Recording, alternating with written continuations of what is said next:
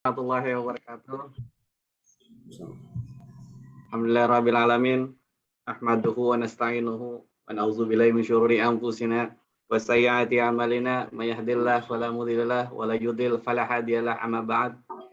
Teman-teman yang kami hormati, guru kita atau narasumber kita kali ini Al Ustadz Ahmad Faris BQ LC MA MSI. Kita doakan semoga Ustadz ini diberikan umur yang panjang. Amin, sehingga kita dapat mendengarkan tausiah-tausiah atau siraman rohani dari Ustadz kita ini. Yang kami hormati Haji Roni Kiat yang senantiasa semangat dalam memimpin atau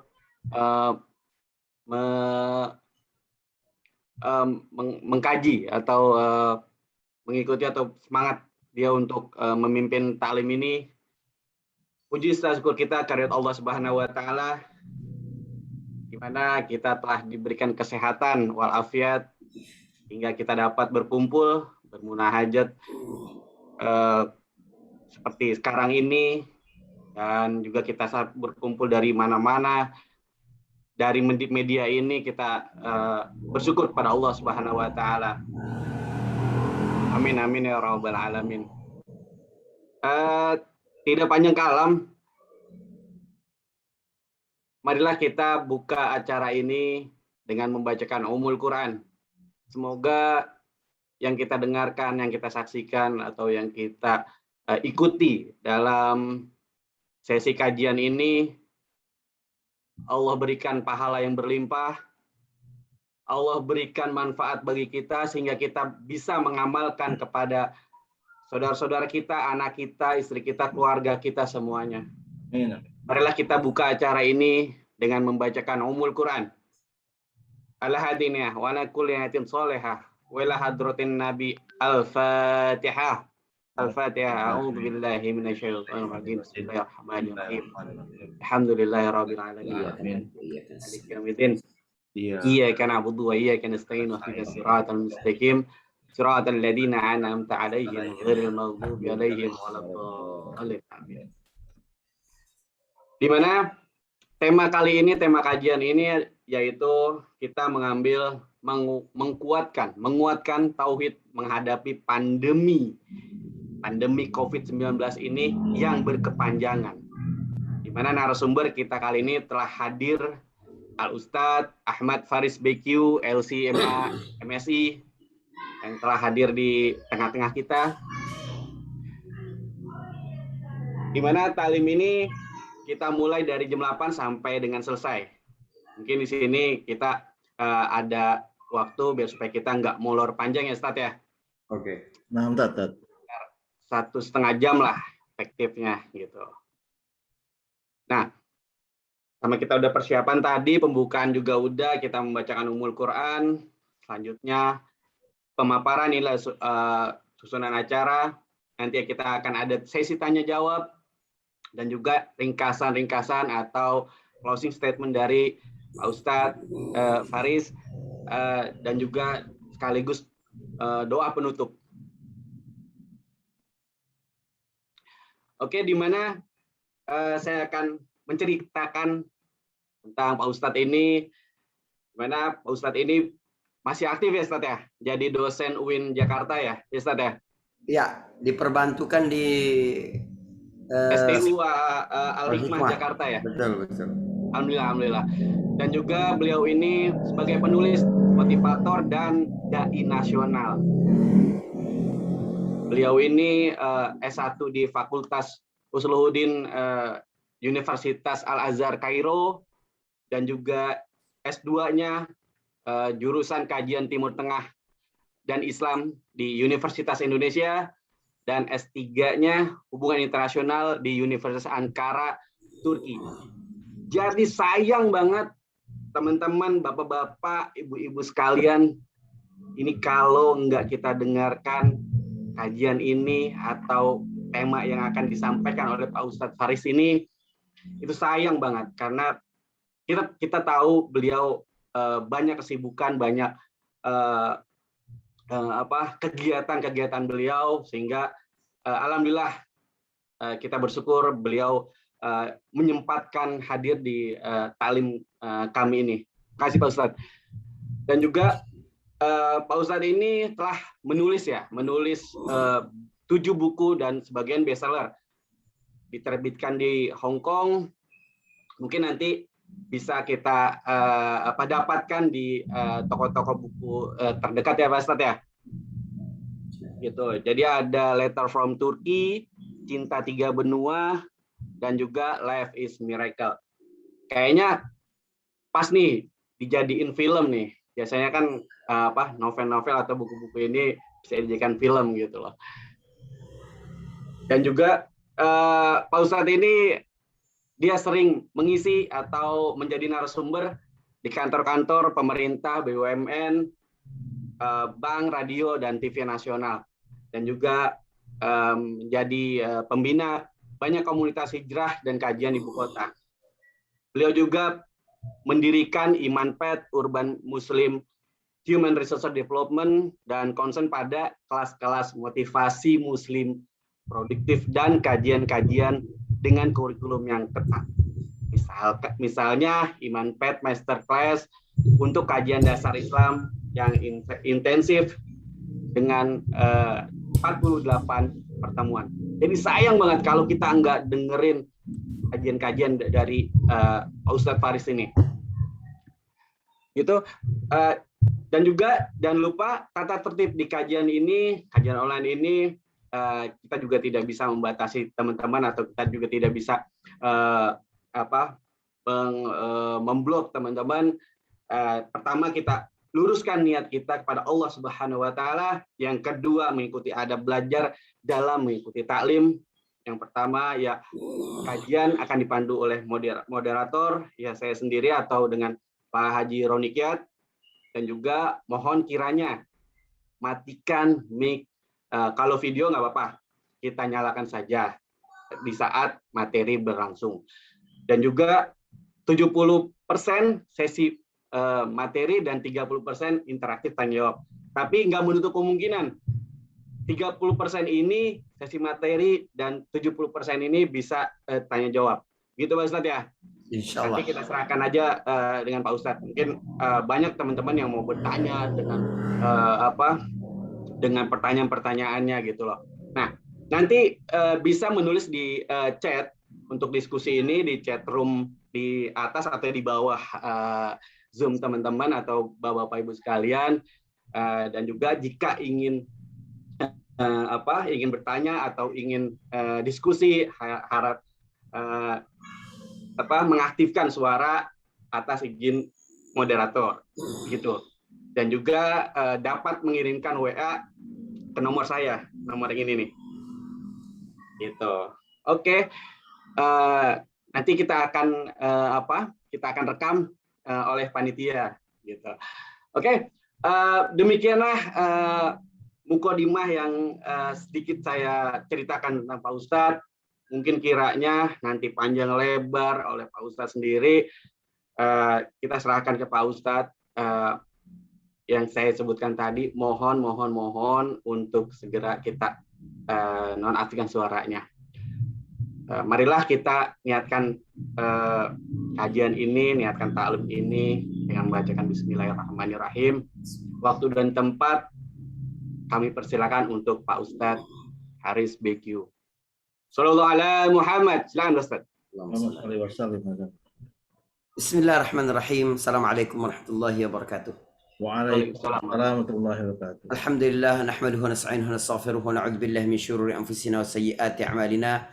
May yahdihillahu fahuwal muhtad wa may yudlil falan tajida lahu waliyyan mursyida. Asyhadu an la ilaha illallah wahdahu la syarika lah wa asyhadu anna Muhammadan 'abduhu wa rasuluhu. Allahumma shalli wa sallim wa barik 'ala nabiyil huda wa 'ala alihi wa ashabihi wa man walah, amma ba'd.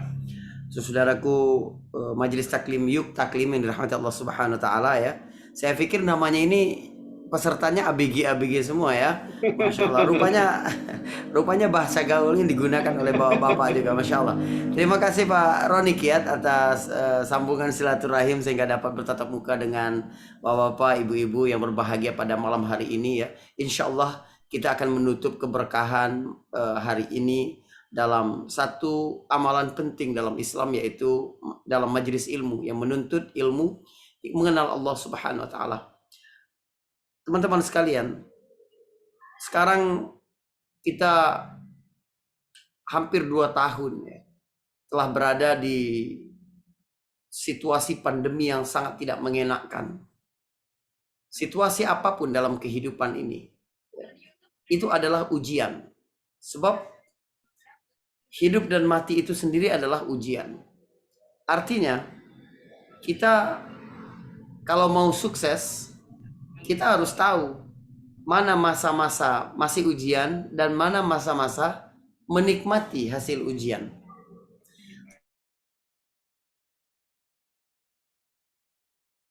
Iya, gitu.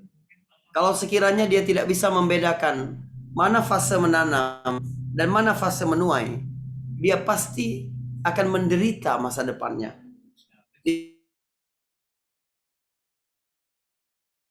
Berpikir tentang foya-foya kehidupan yang mudah, kehidupan yang serba senang, gitu. Karena dia tahu bahwa masa itu adalah masa menanam, maka dia akan sukses. Allah Subhanahu wa taala mengingatkan kita ini berkali-kali bahwa fase hidup di dunia ini memang fase ujian. Ya, alladzi khalaqal mauta wal hayata liyabluwakum ayyukum ahsanu amala. Hidup mati adalah ujian melihat siapa yang paling baik. Karena itu segala sesuatu yang terjadi di atas muka bumi ini sebenarnya dia adalah ujian dari Allah Subhanahu wa taala. Apakah itu kesenangan ataukah itu kesusahan-kesusahan. Begitulah seorang mukmin harus melihat ya bagaimana pandemi ini ketika datang kepada kita. Teman-teman sekalian, kalau kita menjalani kehidupan ya, kita ini kan butuh tutor, butuh coach, butuh mentor dalam kehidupan. Jadi jangan sampai ada satu fase dalam kehidupan kita itu kehilangan coach, kehilangan pelatih. Itu nggak boleh. Sebab kita nih nggak pernah benar-benar ahli menghadapi sesuatu kecuali meniru oleh orang-orang yang telah berpengalaman pada masa lalu. Karena umur kita terlalu singkat, nggak mungkin kita yang harus mengalami fase trial and error terus. Kita sendiri yang mencoba, kita sendiri yang merasakan ini nggak bisa, ini gagal, ini lebih baik, ini lebih mudah, ini lebih sukses. Umur kita terlalu pendek untuk itu. Sebab itu, ya, ada hukum kehidupan yang baik sekali untuk sama-sama kita ingat. Pengalaman bukan guru terbaik. Guru terbaik adalah membaca sejarah dengan benar. Kenapa? Umur kita terlalu singkat untuk mencoba berbagai pengalaman dalam hidup, baru bertemu format yang paling baik tentang kehidupan, format paling baik tentang rumah tangga, format paling baik tentang bisnis, format paling baik tentang persahabatan, tentang entrepreneur, tentang mendidik anak, tentang apa saja dalam kehidupan. Maka kita perlu melihat contoh, kita perlu punya mentor dalam kehidupan ini. Allah Subhanahu wa taala di dalam Al-Qur'an misalnya berkisah ya, lebih dari 1/3 isi Al-Qur'an itu tentang pengalaman-pengalaman orang terdahulu. Untuk apa? Untuk kita baca sejarahnya. Untuk kita pelajari bagaimana pesan-pesan kehidupan yang dapat kita terapkan pada hari ini. Sebab pada kisah-kisah mereka itu terdapat ibrah. Ya, bahwa sungguh terdapat pada kisah-kisah mereka itu ibrah. Ya, pelajaran, cermin bening bagi kehidupan. Teman-teman sekalian, bagi seorang muslim tidak ada yang lebih baik daripada pengalaman sejarah dalam kehidupan Nabi Sallallahu Alaihi Wasallam, atau katakanlah kita sebut dengan istilah sirah experience, ya, sirah experience, pengalaman-pengalaman dalam kehidupan Rasulullah Sallallahu Alaihi Wasallam. Jadi ketika kita menghadapi wabah seperti hari ini, kita mesti melihat ada nggak contoh dari Nabi Sallallahu Alaihi Wasallam berkenaan dengan itu. Dalam kata yang lebih lugas, saya ingin sampaikan begini. Wabah ini, ya, kondisi sulit yang dihadapi oleh manusia yang membutuhkan solusi yang lebih besar, ya, solusi yang lebih nyata dalam kehidupan. Ini sebenarnya pertaruhan kita sebagai umat ini. Benar nggak Islam itu jadi solusi? Benar nggak pengalaman sirah itu adalah pengalaman yang paling sukses? Kenapa kita perlu melihat sirah Nabi Sallallahu Alaihi Wasallam? Karena kehidupan Nabi itu lengkap. Jadi apa-apa yang dialami, dilalui oleh manusia modern, serta peran-peran apa saja yang dimainkan oleh manusia sepanjang hidupnya sampai nanti hari kiamat, ada contohnya dari kehidupan Rasul Sallallahu Alaihi Wasallam. Itulah makna betapa komplitnya kehidupan Rasul Sallallahu Alaihi Wasallam. Ini berbeda dengan nabi-nabi sebelumnya. Ya, kita mencintai Nabi Isa, menghormati Nabi Isa, ya. Tapi bisa nggak kita mencontoh dari Nabi Isa bagaimana menjadi ayah yang sukses? Nggak bisa. Sebab apa? Sebab Nabi Isa alaihissalam tidak pernah menjadi ayah.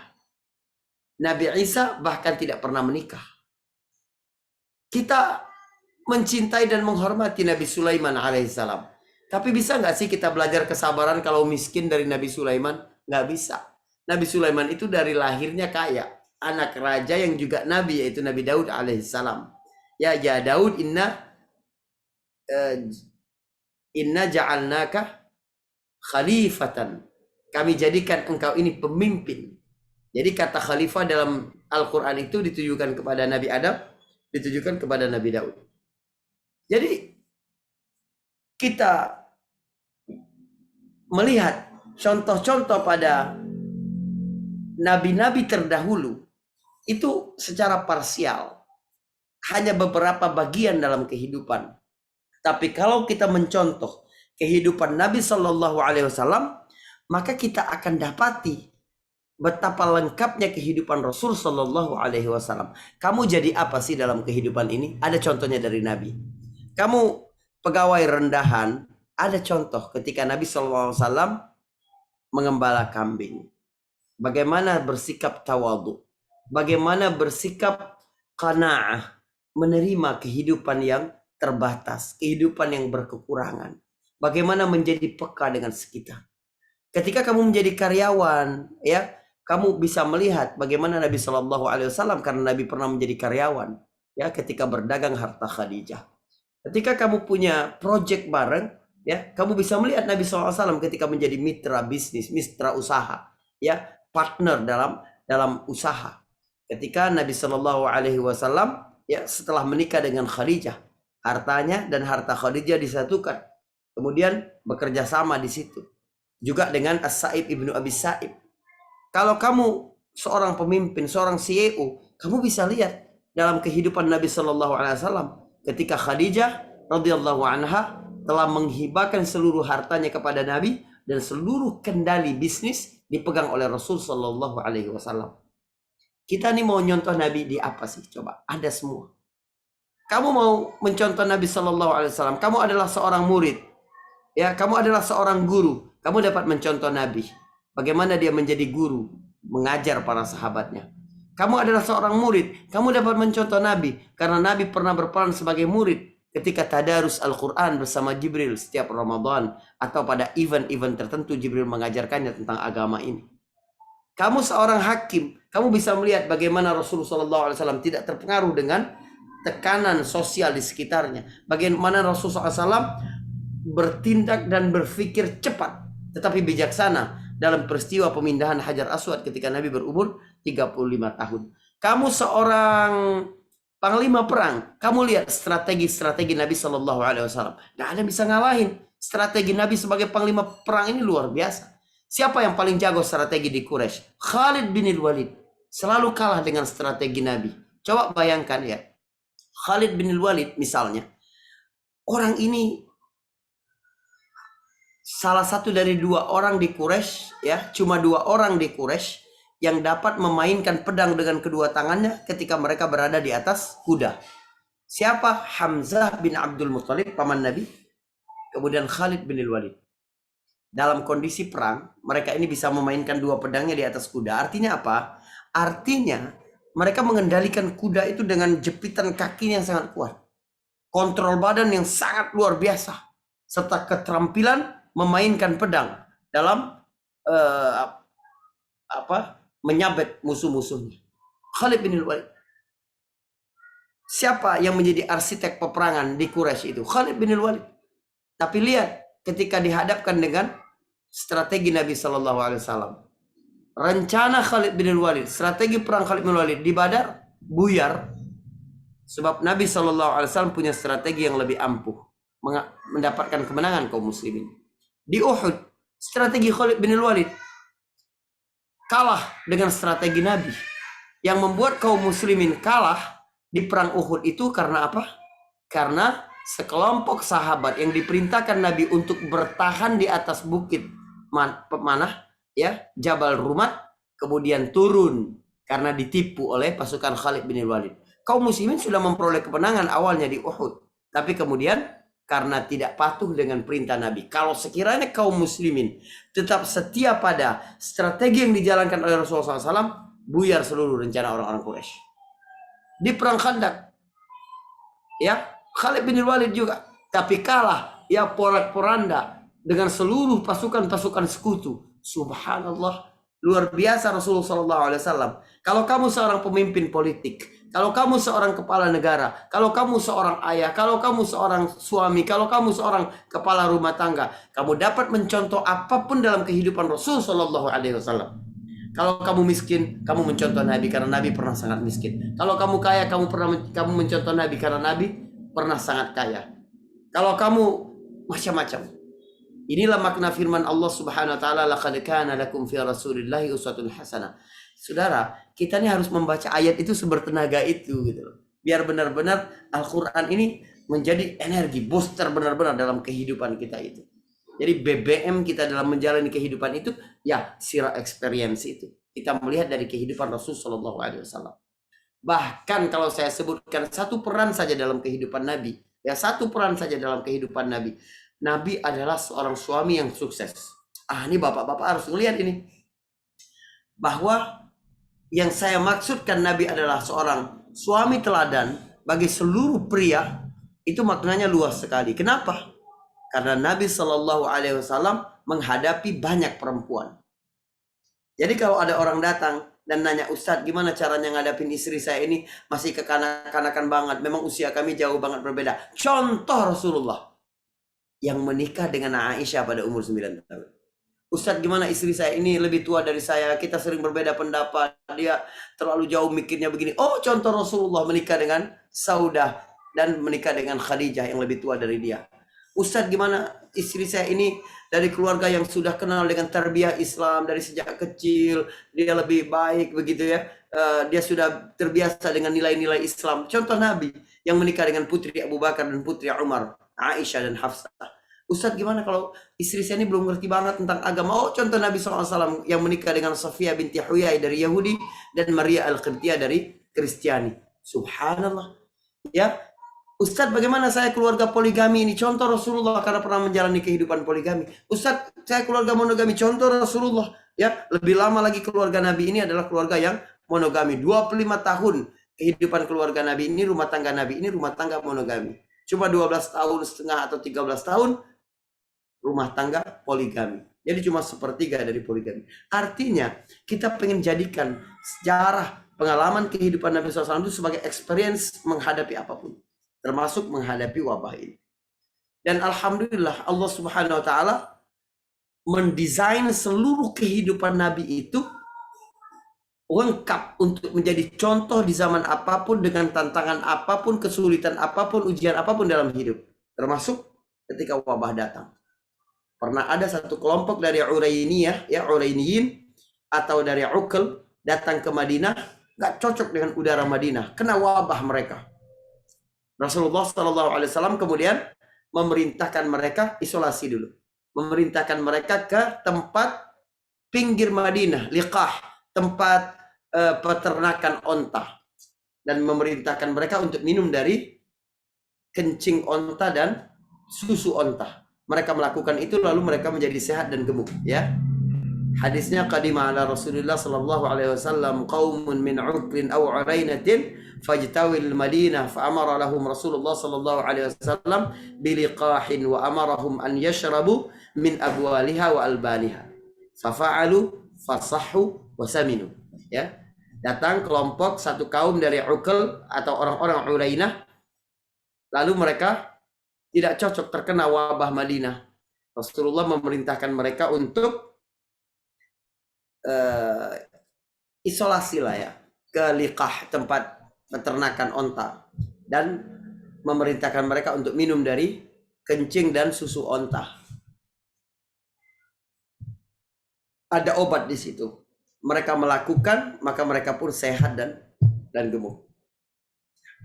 Jadi ketika kita menjadi muslim, sebenarnya kita ini mengambil paket lengkap ilmu dan iman. Sebab apa? Sebab ilmu Allah ini di atas segala-galanya. Dan Rasulullah SAW sebagai utusan Allah mengajarkan segala sesuatu kepada kita. Apa kata Salman Al-Farisi? Salman bilang begini, Alamana Rasulullah sallallahu alaihi wasallam kulla syai'in hatta al-khala. Nabi mengajari kami ya segala sesuatu. Bahkan adab buang air Nabi ajarkan kepada kami. Jadi kekuatan iman, kemudian percobaan pengetahuan, serta hal-hal yang di luar nalar manusia, kemudian dapat petunjuk dari Allah Subhanahu wa taala dan Rasul ajarkan kepada para sahabat, Rasul praktekkan dalam kehidupannya, kita mendengar itu, kita mendapatkan petunjuk itu kan satu anugerah yang besar sekali. Bahwa Allah tidak ingin kita berada dalam ruang apapun dalam kehidupan ini kecuali ada petunjuk Nabi di situ. Sebab itulah orang mukmin memandang diutusnya Nabi Shallallahu Alaihi Wasallam adalah anugerah paling besar dalam kehidupan dia. Apa kata Allah dalam surat Ali Imran tentang pengutusan Nabi? Laqad mannallah. Perhatikan ayat ini indah sekali ya. Laqad mannallah. Mungkin ayat 164 gitu. Laqad mannallahu 'alal mu'minina idh ba'atha fihim rasulan minhum yatlu 'alaihim ayatihi wa yuzakkihim wa yu'allimuhumul kitab wa in kanu min qablu lafi dhalalim mubin. Laqad mannallah, sungguh Allah telah memberikan munnah, Allah telah memberikan gift, Allah telah memberikan present, Allah memberikan kado, hadiah kepada orang-orang mukmin ketika Allah mengutus orang Rasul yang membacakan kitabnya, mensucikan mereka, mengajarkan mereka kitab dan hikmah, ya, ayat-ayatnya dan hadis-hadisnya. Siapa yang dapat merasakan diutusnya Nabi Shallallahu Alaihi Wasallam itu adalah anugerah, adalah kado, adalah hadiah? Orang-orang yang beriman. Jadi ketika kita dapat merasakan betapa syukurnya Allah Subhanahu Wa Taala memilihku, ya, tidak memilih yang lain untuk menjalani peran kehidupan ini sehingga aku bisa selamat di dunia dan di akhirat. Ini kan keimanan, nikmat yang luar biasa dalam kehidupan. Nah, pengalaman spiritual yang didapatkan bersama pandemi ini nggak semua orang dapat, ya, nggak semua orang mengambil pelajaran di situ. Naif banget kita sebagai orang mukmin kalau sekiranya 2 tahun disapa pandemi ini tidak merasakan pesan-pesan tauhid dari pandemi ini. Bapak ibu-ibu yang dirahmati Allah Subhanahu wa taala. Salat kita, puasa kita, tilawah Al-Qur'an kita, atau bahkan umrah kita, haji kita belum tentu memberikan pengalaman spiritual yang penuh dalam kehidupan kita. Belum tentu ibadah-ibadah ritual itu membawa kedewasaan spiritual dalam hidup kita. Sebab kedewasaan spiritual yang sesungguhnya adalah ketika kita berada dalam satu fase kehidupan, kita ini merasa nggak punya apa-apa, nggak memiliki kekuatan apapun kecuali kalau kita bersama Allah Subhanahu wa Ta'ala. Itu baru pengalaman spiritual. Pandemi ini kan mengajarkan kita begitu. Saya memandang pandemi ini seperti dakwah dari Allah Subhanahu wa Ta'ala, seperti Allah yang turun ke bumi langsung berdakwah. Saya ini dengar banyak sekali ya ceramah-ceramah para asatis, para ulama, bahasa Arab, bahasa Turki, bahasa Inggris, bahasa Indonesia. Nggak ada yang lebih lugas daripada pandemi. Nggak ada yang lebih lugas bahasanya daripada COVID-19 hari ini.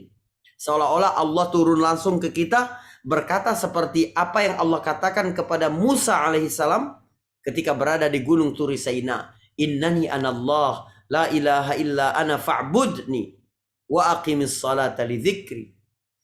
Akulah Allah. Ya, tidak ada Tuhan selain aku. Maka sembahlah aku. Dirikan sholat untuk mengingatku. Kita ini diajarkan oleh Allah Subhanahu wa Ta'ala bersama pandemi ini. Kamu udah melangkah kemana? Kamu merasa kamu punya prestasi apa? Kamu udah menerangi Indonesia, kamu bisa bangun stadion, kamu bisa bangun bandara, kamu bisa bangun jalan-jalan, kamu bisa bangun jaringan listrik di mana-mana. Ya, aku kirimkan satu makhluk yang tidak bisa dilihat, ya, virus, ya, yang tidak kasat mata. Kamu dapat rasakan bagaimana ketakutan. Kamu nggak bisa menikmati itu semua. Mau keluar rumah was-was kamu. Mau melakukan perjalanan was-was. Semuanya serba sulit. Untuk apa? Semua capaian-capaian ilmu itu. Kalau kamu menyingkirkan Allah dalam kehidupan. Hari ini aku ingatkan kepada kalian. Ya, bahwa kalian tidak bisa merasa bahwa setiap waktu kalianlah penentu arah sejarah kehidupan di muka bumi ini. Enggak. Semuanya terjadi atas izinku. Berubah semua, seluruh rencana di dunia ini, seluruh rencana, seluruh hubungan-hubungan, seluruh strategi-strategi dagang, semuanya berubah bersama pandemi ini. Akulah Allah, kata Allah. Maka sembahlah aku. Gak ada Tuhan, gak ada yang kuat, gak ada yang berkuasa untuk menghalangi seluruh langkah-langkahku. Kalian sembah aku. Karena tidak ada yang berhak untuk disembah kecuali aku.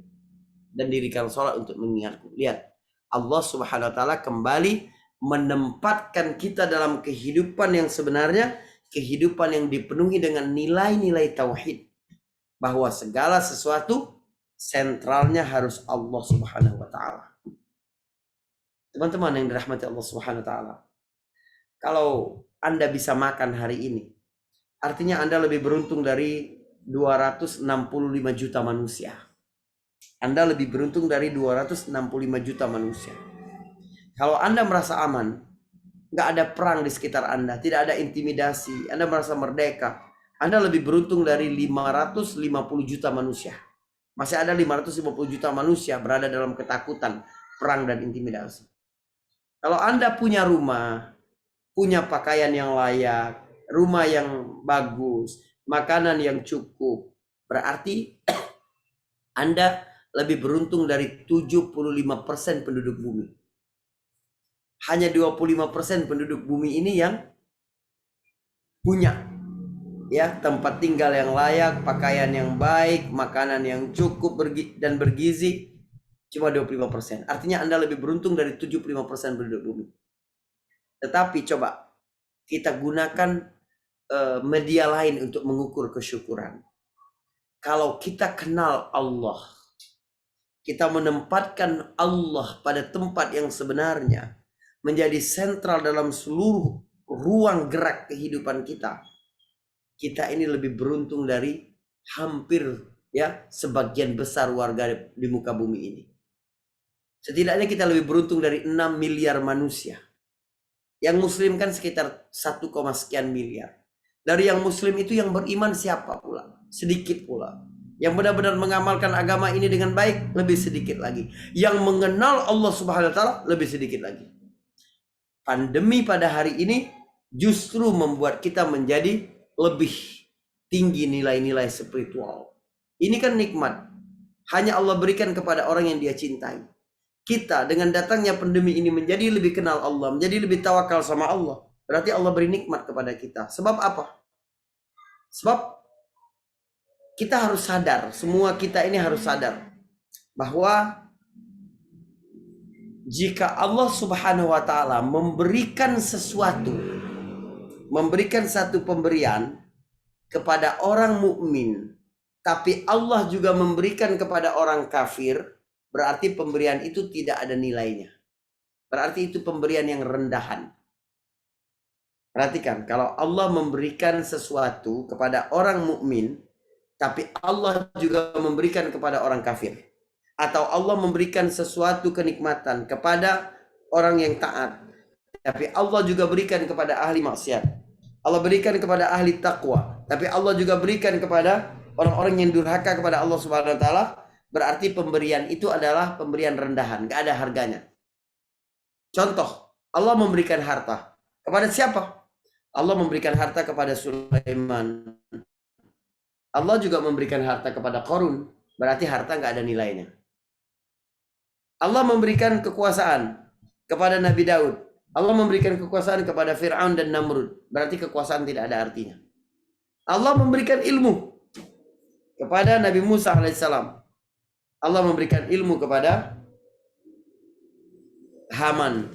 Berarti ilmu sebenarnya juga nggak ada nilainya di sisi Allah. Tetapi kalau bersama ilmu itu Allah berikan keimanan, ma'rifatullah, kenal Allah subhanahu wa ta'ala. Nah, kenal Allah ini cuma Allah berikan kepada orang-orang yang beriman, kepada hamba-hamba pilihan. Berarti ma'rifatullah, kita kenal Allah subhanahu wa ta'ala dalam kehidupan kita ini, itu adalah nikmat yang Allah hanya berikan kepada hamba-hamba pilihan, hamba-hamba yang dia cintai. Kita ini pengennya ngelihat pandemi itu seperti itu. Ya, mengembalikan di mana posisi Allah dalam kehidupan ini. Coba kita lihat beberapa pesan tauhid dari pandemi ini.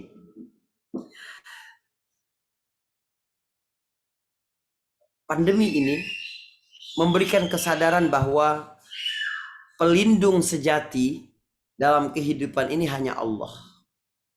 Ya, gak ada yang bisa melindungi kita ini. Kalau Allah bilang kena.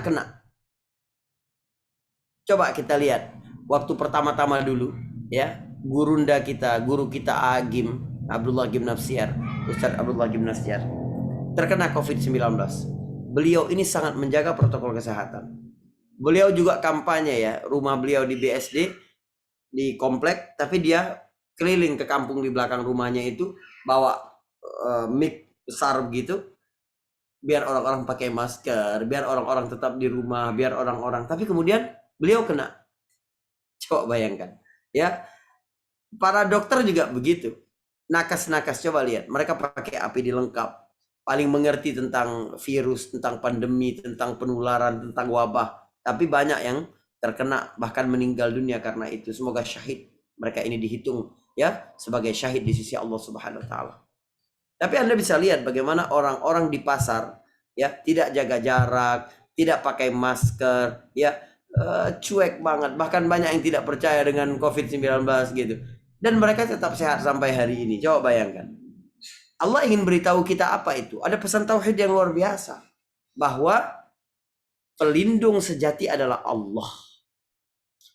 Apakah kita tidak wajib pakai masker, Ustaz? Kita tidak wajib jaga protokol kesehatan? Wajib, karena itu adalah syariat. Tetapi kita jangan mengandalkan protokol kesehatan. Jadi kita ini pakai masker, menyediakan hand sanitizer, selalu cuci tangan, jaga jarak, itu menjalankan syariat dengan benar itu. Itu berpahala. Kalau kita tidak mengindahkan itu, kita berdosa. Sebab ada hadis tuntunan dari Nabi SAW, firra minal majzum firaraka minal asad. Larilah kamu, hindari kamu wabah seperti kamu menghindari binatang buas. Coba gimana kita melindungi diri kita dari binatang buas? Ya, ke hutan, pakai mobilnya harus ditutup semua kacanya. Kalau kita ke taman safari aja, coba lihat, ya, ditutup semua kacanya. Kemudian ya, coba kalau orang berburu ke hutan, ada pakaian yang lengkap, kemudian senjatanya, kemudian apa. Begitu juga kita diperintahkan oleh Nabi SAW untuk berinteraksi dengan wabah, dengan penyakit seperti ini, dengan virus seperti ini. Firra minal majzum, ya, hindari diri kamu, jaga diri kamu, lari, berlindung dari wabah seperti kamu berlindung dari singa. Jadi kita menggunakan protokol kesehatan dalam hidup, itu kewajiban kita sebagai muslim. Kalau kita nggak menggunakan itu, memperhatikan itu, kita berdosa. Tetapi jangan pernah mengandalkan maskermu, jangan pernah mengandalkan hand sanitizermu, jangan pernah mengandalkan protokol-protokol kesehatanmu. Kalau Allah bilang kamu kena, apapun jalannya bakal kena. Ada aja jalannya bakal kena. Ya, karena idza sabaqal qadar batalal hazar. Apabila takdir sudah mendahului, maka tidak ada gunanya kewaspadaan. Kalau Allah bilang kena, kena. Saya, ya, selama hampir 2 tahun pandemi ini, saya berbagi pengalaman ini. Saya selalu masih tetap keluar kota. Masih pergi saya mengisi beberapa acara. Ya, ke Aceh saya selama pandemi ini, ke Aceh udah 2 kali selama pandemi. Ke Palembang ada 2 kali, ke Padang, ke Jawa, ke Jambi beberapa kali, kemudian ke Lampung, ke macam-macam. Ya, ke Bandung. Alhamdulillah nggak kena. Tetapi 2 bulan yang lalu, ya, kita sekeluarga kena COVID-19. Dari mana? Ya, penularannya dari mbak yang biasa bantu di rumah kami. Dia yang terkena duluan. Yang biasa pergi pagi, pulang siang. Ternyata dari situ. Istri juga nakes. Ya, dokter yang selalu berhubungan dengan pasien, dengan apa gitu. Tapi hampir selama 2 tahun nggak kena. Dari kerjanya tuh nggak kena. Justru kita kena dari rumah. Jadi Allah ingin mengajarkan kami semua, mengajarkan kita semua, bahwa pelindung sejati itu hanya Allah. Kamu, wilayah kamu berusaha, udah itu aja udah. Tapi kamu punya ketakutan yang berlebihan tentang ini? Enggak juga. Asal kamu sudah menjaga protokol, ya udah. Tenanglah kehidupanmu. Sebab segala sesuatu tidak mungkin terjadi kecuali sudah dicatat oleh Allah Subhanahu wa taala. Ini pesan tauhid tidak? Pesan tauhid ini. Menjadi kuat, menjadi tenang kita kalau kita punya pandangan tentang pelindung sejati adalah Allah. Kemudian ada pesan lain dari pandemi ini. Siapa sahabat sejati kita? Allah. Ketika kita terkena berada di ruang isolasi, siapa? Coba bayangkan. Orang nggak mau dekat dengan Anda. Mana tetangga-tangga Anda? Mana keluarga besar Anda? Mana istri dan anak Anda? Mana orang tua? Mana anak? Nggak bisa. Anda di ruang isolasi sendiri.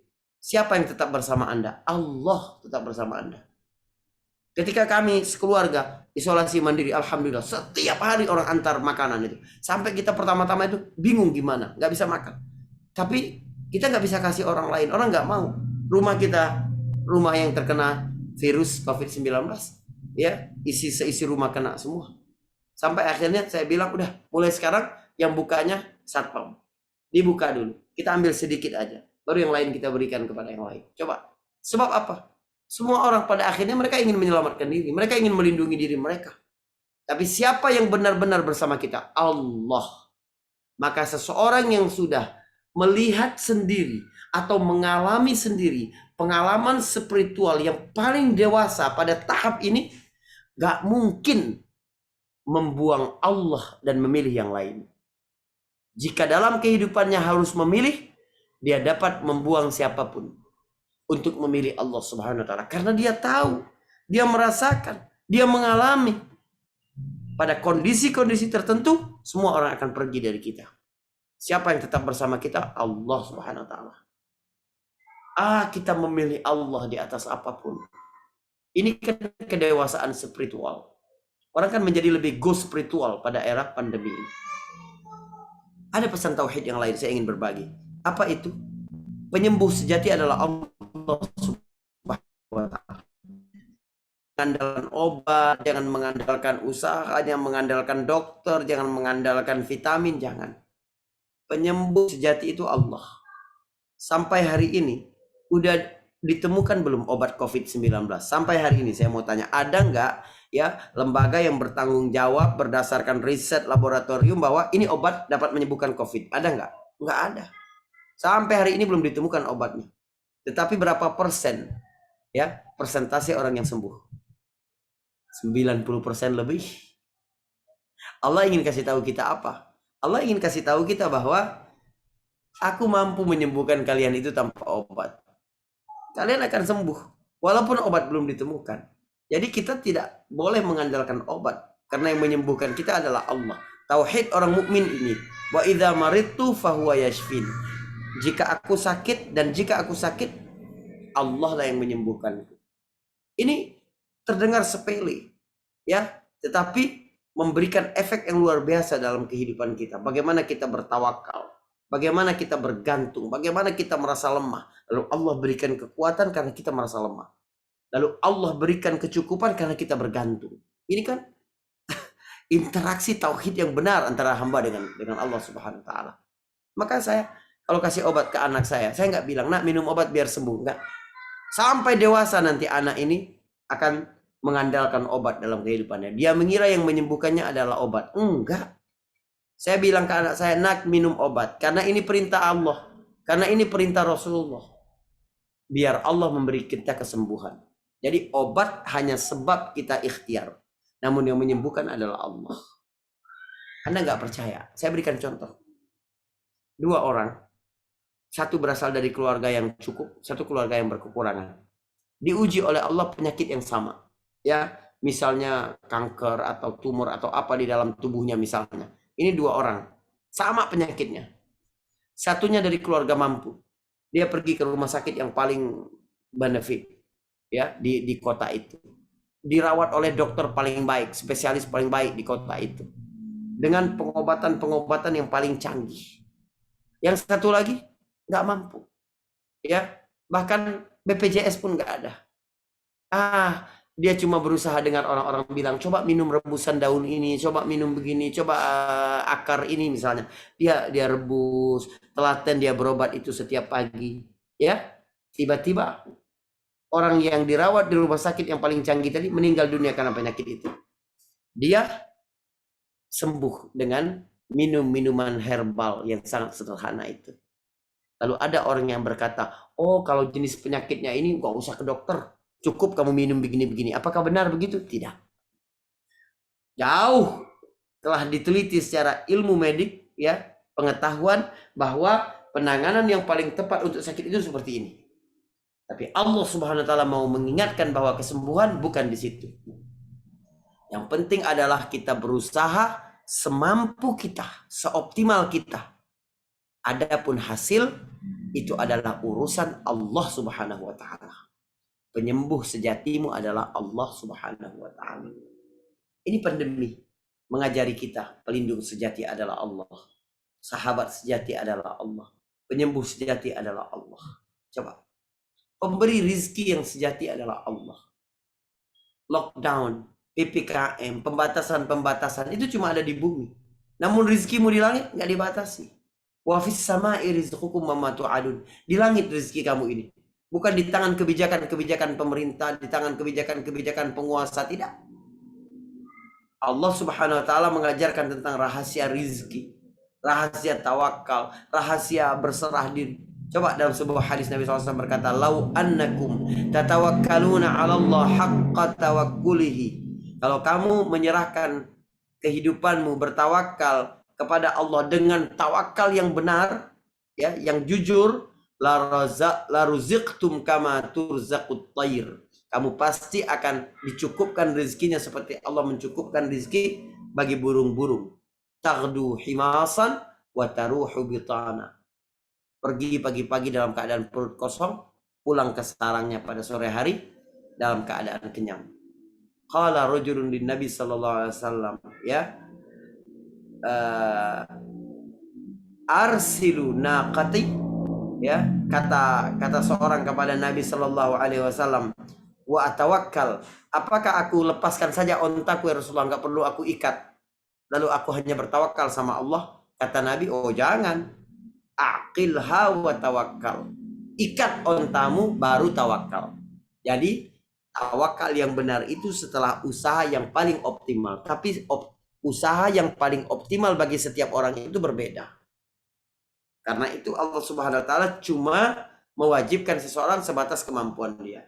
Orang yang kena sakit tadi dari keluarga yang tidak mampu, Allah tidak wajibkan dia untuk harus di rumah sakit ini, ditangani oleh dokter ini, harus, enggak. Kamu cuma mampu untuk cari daun-daun, cari akar-akar, cari beberapa tumbuhan yang bermanfaat, kemudian kamu rebus, kamu apa, itu usahamu. Tapi yang menyembuhkan adalah Allah Subhanahu wa taala. La yukallifullahu nafsan illa wus'aha. Allah enggak memberatkan seseorang kecuali dengan hal-hal yang dia mampu. Ini hal-hal yang membuat kita tenang menghadapi kehidupan ini. Bahwa apa? Bahwa kita ini tidak sendiri. Bahwa apa? Bahwa segala sesuatu diukur dengan hubungan dengan Allah Subhanahu wa taala. Jadi pandemi ini memperbaiki banyak sekali hal dalam kehidupan. Saya bersyukur sekali ada beberapa hikmah yang dapat saya ambil, ya, yang tidak mungkin saya ambil kecuali dengan pengalaman pandemi pada hari ini. Hubungan dengan Allah, tentang kemampuan, tentang kekuasaan, tentang tekad, tentang wilayah tawakal, tentang wilayah usaha, tentang subhanallah. Ya. Lalu kemudian apa lagi? Memperbaiki hubungan dengan Al-Quran, ya, hidup yang sebenarnya. Allah berfirman tentang Al-Quran ini, wa kadzalika auhayna ilaika ruhum min amrina. Ya, demikianlah ruhan min amrina. Kami telah wahyukan kepada kamu ruh dari sisi kami. Allah menyebut Al-Quran itu ruh, jiwa, ya, sumber kehidupan. Itu Al-Quran. Kita menjadi lebih dekat lagi dengan nilai-nilai wahyu. Kemudian hubungan kita dengan waktu, kedisiplinan, hubungan kita dengan diri sendiri, self control. Kita menjaga diri kita, keluarga kita, nggak keluar rumah, ya, jaga jarak dengan yang lain. Bagaimana merawat, bagaimana mengatur kebosanan berada dalam rumah, nggak bisa keluar, gitu kan? Self control itu. Agar kita tidak mengikuti apa saja keinginan kita. Apa kata Allah dalam surat Al-Jathiyah ayat 23? Afara'aita man ittakhadha ilahahu hawahu wa adallahu Allahu ala ilmin wa khatama ala sam'ih wa qalbih wa ja'ala ala basarihi ghishwah, ya, faman yahdihi min ba'dillah afala tadhakkarun. Apakah kamu tidak melihat bagaimana orang yang menjadikan hawa nafsunya sebagai Tuhannya? Apa saja keinginan dia harus diikuti. Pandemi ini mengajarkan kita untuk ngerem. Mana hal-hal yang benar-benar perlu untuk belanja, mana benar-benar perlu untuk keluar rumah. Subhanallah. Ya, juga mengajarkan kita menjadi lebih dermawan, menjadi lebih peka. Ya, apa kata Nabi? Tidak masuk surga bukan dari umatku seseorang yang tidur dalam keadaan kenyang tapi tetangganya lapar. Kita perlulah bertanya, ya. Tetangga sekarang ini bukan hanya tetangga rumah. Satu grup dalam grup WhatsApp, ya, keluarga besar, mana yang terdampak oleh pandemi ini, ya, kirim. Ada keluarga, berapa orang yang bisa kita lakukan, ya, beli beras 5 karung untuk 5 keluarga setiap bulan, kirim selama pandemi misalnya. Anda bisa 10 karung 10 kilo, ya, dan seterusnya dan seterusnya. Kita menjadi lebih dermawan. Jadi hubungan dengan Allah menjadi lebih baik, hubungan dengan Al-Quran menjadi lebih baik, hubungan dengan diri sendiri menjadi lebih baik, dan hubungan dengan manusia juga menjadi lebih baik. Teman-teman sekalian, saya pikir ini pengantar untuk diskusi kita pada malam hari ini, ya. Apabila ada salah, saya mohon maaf. Silakan kalau ada yang ingin ditanyakan dan diskusi, silakan. Baik. Ya, terima kasih Ustaz atas penyampaiannya. Mungkin dari Bapak Ibu yang mau bertanya bisa langsung raise up atau bisa ketik di room chat ini.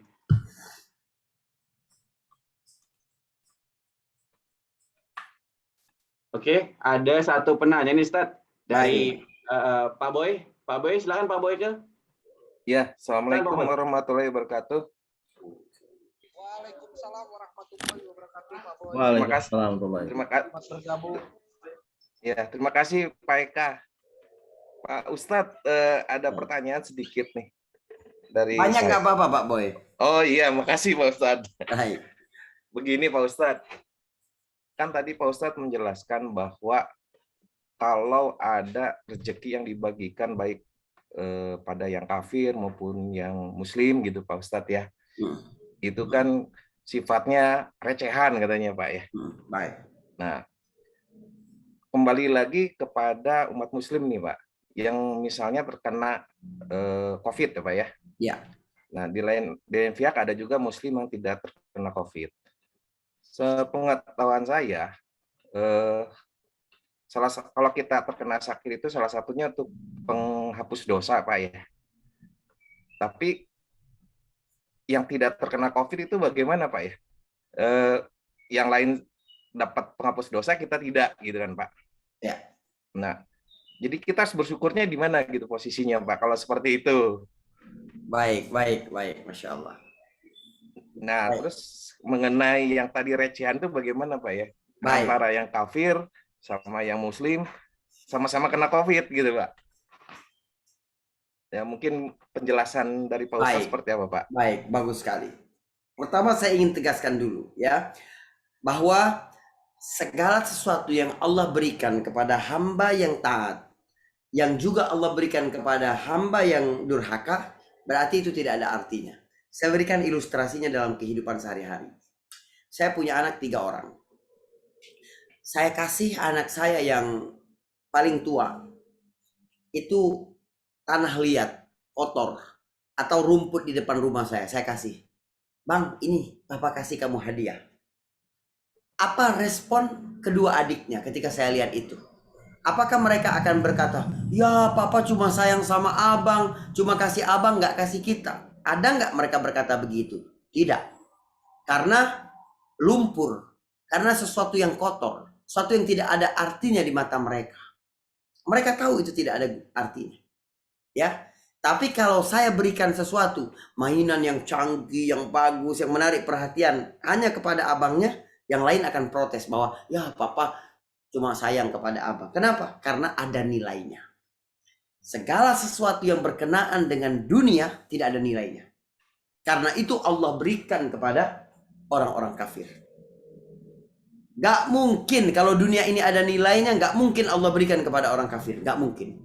Apa kata Nabi? "Lau kanatid dunia." Perhatikan hadisnya. "Lau kanatid dunia ta'dilu indallahi janaha ba'udatin masaka kafiran minha syurbatama." Kalau sekiranya dunia ada nilainya di sisi Allah seperti nilai sebelah sayap nyamuk, maka Allah tidak mungkin memberikan orang kafir dengan setetes air dari dunia. Perhatikan, seluruh dunia di mata Allah nggak ada artinya, bahkan dibanding sebelah sayap nyamuk. Kalau sekiranya dunia itu nilainya sama dengan sebelah sayap nyamuk saja, Allah nggak akan kasih dari dunia ini air walaupun seteguk kepada orang-orang kafir. Bapak bisa lihat nggak hari ini orang kafir minumnya bergalon-galon. Bahkan dia yang jualan galon, Pak. Karena dunia nggak ada artinya, maka Allah kasih aja. Karena nggak ada artinya. Lihat, Allah bahkan berkata begini, kalau sekiranya dunia ada nilainya di sisi Allah seperti sebelah sayap nyamuk. Nabi nggak bilang, kalau sekiranya dunia itu ada nilainya di sisi Allah seperti seekor nyamuk saja. Kita udah tahu dunia ini nggak ada artinya. Seekor nyamuk. Saya pikir nggak ada binatang yang lebih tidak berarti dibanding nyamuk. Buktinya kalau Pak Boy habis bunuh nyamuk, ada nggak sih Pak Boy rasa penyesalan dalam dirinya? Ya Allah, saya udah jadi pembunuh, saya udah. Ada nggak perasaan begitu? Nggak ada. Kenapa? Karena nggak ada nilainya. Seekor nyamuk utuh. Tapi Nabi tidak menggunakan kata seekor nyamuk. Bahkan Nabi tidak menggunakan organ tubuh nyamuk yang lain. Nabi tidak bilang seperti kepala nyamuk, tidak. Karena di kepala nyamuk itu ada 100 sistem radar yang sangat canggih. Sehingga dia nggak nabrak ketika ruangan segelap apapun. Allah juga tidak bilang seperti kaki nyamuk. Karena kaki nyamuk ini canggih, punya 6 mata pisau. 4 mata pisau untuk menggali, 2 mata pisau untuk operasi. 2 mata pisau untuk beroperasi itu mengambil darah itu, di ujungnya ada zat anestesi, zat bius, yang membuat kita nggak kerasa ketika dia bekerja. Ketika dia udah terbang, zat biusnya hilang, baru kita merasa gatel. Kita tepokin, dia ketawa di atas, di langit-langit. Nabi nggak gunakan itu. Nabi gunakan sebelah sayap. Sebab kalau kedua sayap udah bisa terbang. Ini sebelah sayap, nggak ada nilainya. Jadi apa? Segala sesuatu yang di mata manusia adalah nikmat, kalau itu membuat seseorang lengah dan lupa kepada Allah, hakikatnya itu adalah musibah. Sebaliknya, sesuatu yang dilihat di mata manusia sebagai musibah, tapi kalau itu dapat mengingatkannya kepada Allah Subhanahu wa taala, maka itu sebenarnya nikmat. Sakit di mata manusia musibah, tapi dengan sakit kamu lebih tawakal sama Allah, lebih berserah sama Allah, lebih banyak berdoa sama Allah, lebih tawadhu, lebih tadarru', lebih merendahkan diri kepada Allah, sebenarnya sakit itu adalah anugerah yang paling indah dari Allah Subhanahu wa taala. Kamu memperoleh harta, di mata manusia itu nikmat. Kamu memperoleh jabatan, di mata manusia itu nikmat. Tapi itu membuatmu lupa kepada Allah Subhanahu wa taala. Lengah sholatmu, sedikit baca Al-Qur'anmu. Engkau tidak memperhatikan silaturahim dan bagaimana mendidik keluarga yang menjadi amanah bagimu. Maka sebenarnya itu adalah musibah bagi dirimu. Walaupun di mata manusia nikmat. Maka yang paling penting bukan apa yang diberikan Allah, tapi bagaimana seseorang menyikapi pemberian Allah. Allah memberi sakit kepada mukmin, itu menambah keimanan dia. Allah memberi sakit kepada orang kafir, justru itu menambah pengingkarannya. Semakin dia mengutuk keadaan, semakin dia bilang sial, semakin dia berprasangka buruk kepada Allah Subhanahu wa taala. Tapi orang mukmin diberi sakit, ini untuk menghapus dosa-dosaku. Ini menguji kesabaranku. Ini Allah Subhanahu wa taala, subhanallah. Kalau mukmin tidak diberi sakit, ada banyak instrumen lain untuk menghapuskan dosanya.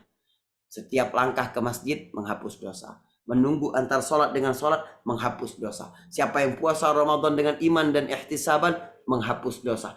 Haji mabrur menghapus dosa. Umrah menghapus dosa. Banyak sekali. Jangan khawatir. Banyak instrumen-instrumen lain. Jadi tidak semua pemberian Allah itu nikmat. Pemberian Allah Subhanahu wa taala yang kemudian membuat seseorang menjadi lebih taat kepada Allah, itulah nikmat. Begitu Pak Boy kira-kira. Masya Allah. Oke, terima kasih Pak Ustadz. Sama-sama. Terima kasih Pak Boy. Wallahu bisawab ya Pak Boy ya. Semoga pertanyaannya memuaskan Pak Boy atau jawabannya gitu loh. Oke, selanjutnya dari Mas Rafki. Halo Mas Rafki, bisa ditimbulkan videonya. Halo, dan Assalamualaikum Mas Eka, mohon maaf nih lagi di luar. Waalaikumsalam warahmatullahi wabarakatuh. Belum mumpuni. Silakan Mas Rafki. Siap. Assalamualaikum Pak Ustadz. Waalaikumsalam warahmatullahi wabarakatuh. Perkenalkan Pak Ustadz, nama saya Rafki. Salam kenal Pak Ustadz. Ya. Siap. Mohon maaf nih Pak Ustadz pakai kaos. Lagi di luar soalnya. Enggak apa-apa ya. Enggak apa-apa banget ya. Lanjut. Jadi, baik Pak Ustadz. Ini sehubungan dengan tema kita malam ini adalah bagaimana kiat menghadapi pandemik dan jika dihubungkan dengan kebijakan Rasulullah pada zamannya. Nah, jadi gini Pak Ustadz. Ini kan masyarakat ini saat ini tuh ada sangat dilema lah Pak Ustadz ya dengan keadaan seperti ini. Misalkan kita sedang pandemi, kebijakan pemerintah untuk tidak boleh keluar, ya kan? Sementara kita keluar itu kan sebenarnya untuk mencari rezeki. Sebenarnya suara antum kecil banget, suara ketawanya yang besar sebelah. Oh ya, siapa? Baik. Apa udah keras Pak Ustadz? Ya, lumayan. Baik. Baik gini Pak Ustadz. Ini kan bagaimana untuk kiat untuk menghadapi pandemi yang kita alami saat ini. Karena berhubungan dengan kebijakan pemerintah, karena pemerintah saat ini kan melakukan kebijakan bahwa ini kalau kita berbicara yang pegawai kan tidak ada masalah. Mereka tetap mendapatkan salary tiap bulan dan mereka work from home. Nah, pertanyaannya bagi mereka yang pekerjaannya menghasilkan uang tuh berdasarkan kegiatan mereka harian, misalnya berdagang, betul. itu kan dilarang. Betul. Nah, sementara pemerintah kemarin apalagi PPKM level awal itu kan pedagang-pedagang ini disuruh berhenti berdagang. Sementara pemerintah tidak memberikan supply terhadap kehidupan mereka sehari-hari. Nah, ini kan antara kebijakan ulil amri sama kebutuhan hidup nih bertentangan di Pak Ustadz. Nah, bagaimana cara kita menghadapi dan mohon kiat-kiatnya untuk menghadapi permasalahan seperti ini Pak Ustadz. Demikian Pak Ustadz. Baik, bagus sekali pertanyaannya. Jadi begini, kita diperintahkan oleh Allah Subhanahu wa taala berusaha sebatas kemampuan kita. Artinya apa? Allah tahu dalam perjalanan kehidupan kita bakal ada halangan-halangan. Halangan itu bisa hujan, bisa angin, bisa sakit, bisa kebijakan pemerintah, bisa wabah, bisa apa saja. Allah Subhanahu wa taala memerintahkan kita untuk berusaha sebatas kemampuan kita. Jadi kalau ada yang menghalangi, baik itu kebijakan pemerintah, atau itu karena kondisi kesehatan kita, atau sesuatu yang membatasi kita, orang lain menzalimi kita misalnya, dan seterusnya, maka Anda jangan khawatir, sebab jangan mengandalkan pekerjaan. Kita ini bekerja, berusaha karena itu kewajiban. Namun memberi rizki adalah kewajiban Allah. Perhatikan.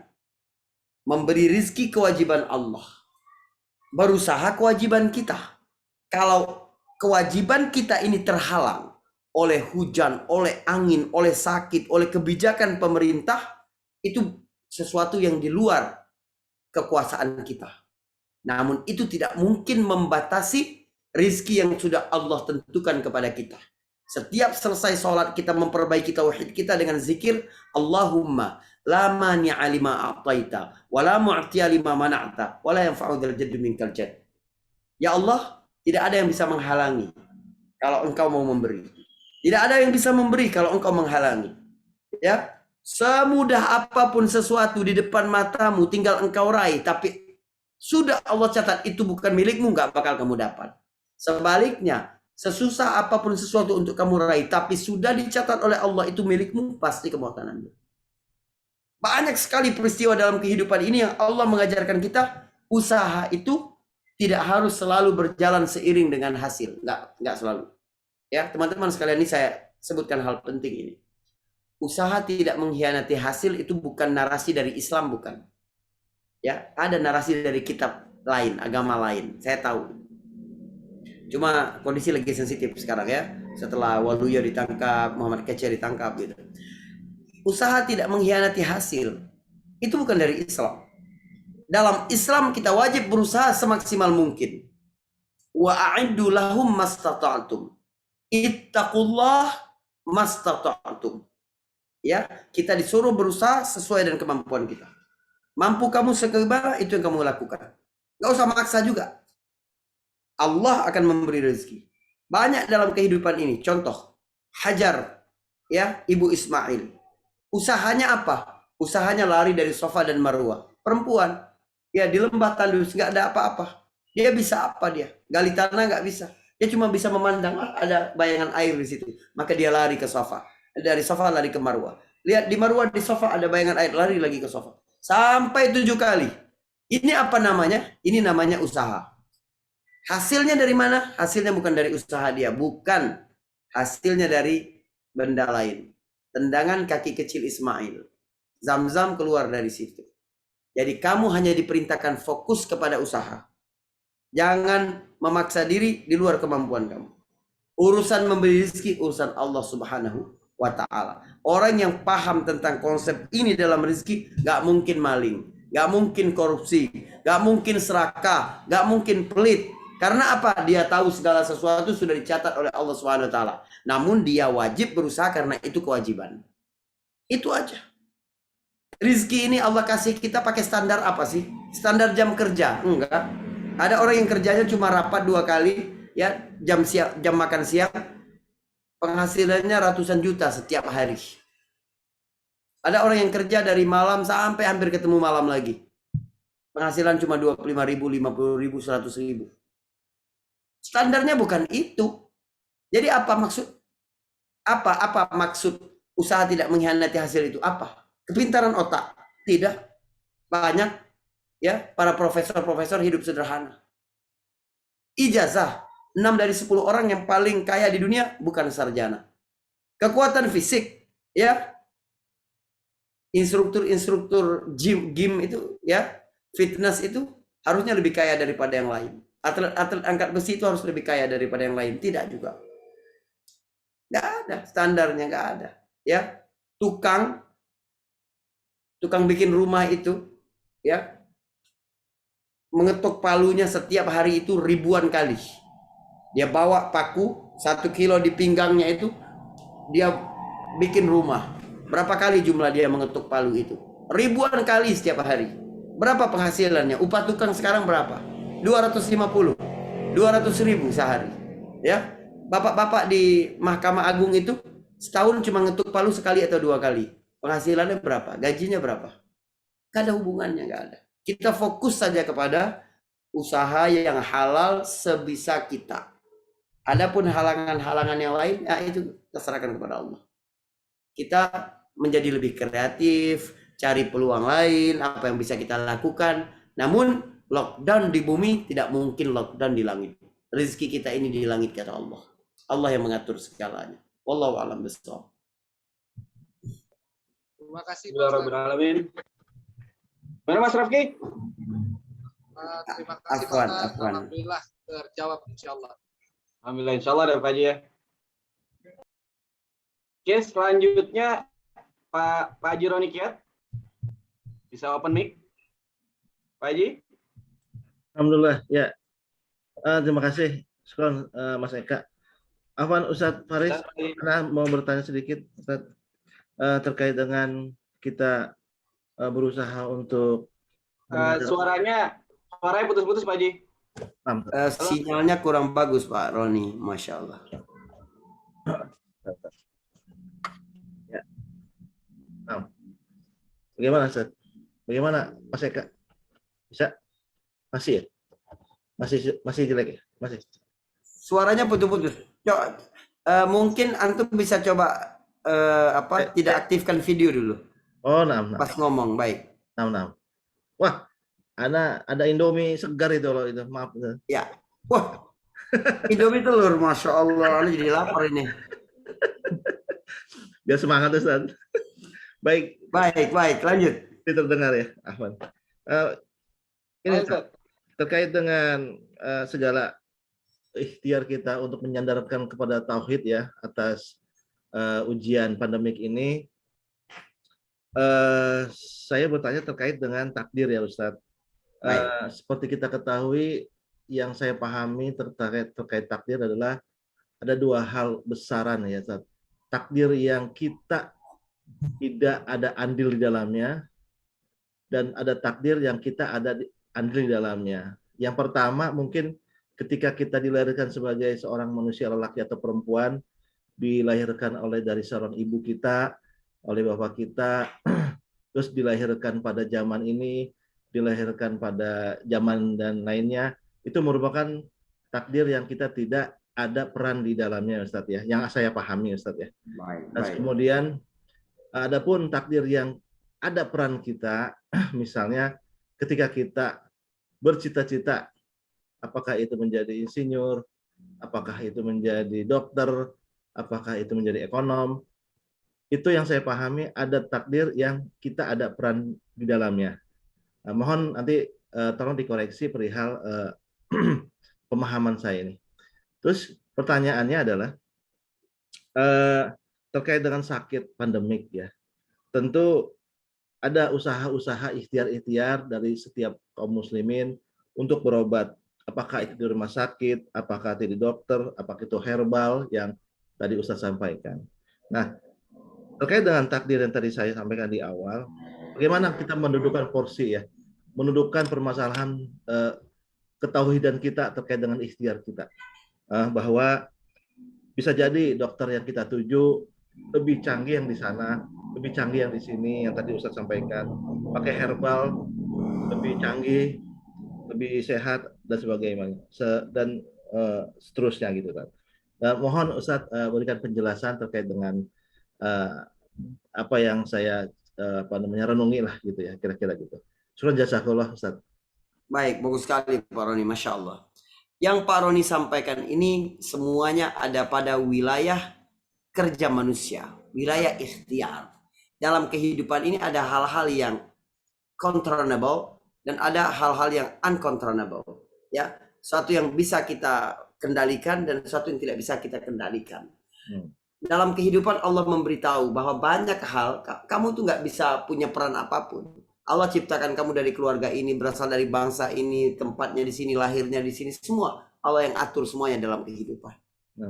Tetapi ada hal-hal kamu sebagai manusia Allah muliakan dengan cara Allah beri kamu jalan ikhtiar. Fa'alhamaha fujuraha wa taqwaha. Kamu cari mana yang paling baik. Al-mu'min idza amila amalan atqan. Orang mukmin kalau melakukan perbuatan dia akan tekuni. Tapi tekunnya itu berdasarkan kemampuan. Sebab Allah Subhanahu wa taala jika menakdirkan sesuatu, perhatikan, Allah jika menakdirkan sesuatu, maka Allah memudahkan jalan-jalannya, memudahkan sebab-sebabnya. Jadi yang disampaikan Pak Roni tadi dalam kacamata manusia, tapi dalam kacamata Allah tidak. Dalam kacamata manusia, semua bergerak, hampir semua yang terjadi di muka bumi ini berdasarkan hukum sebab akibat.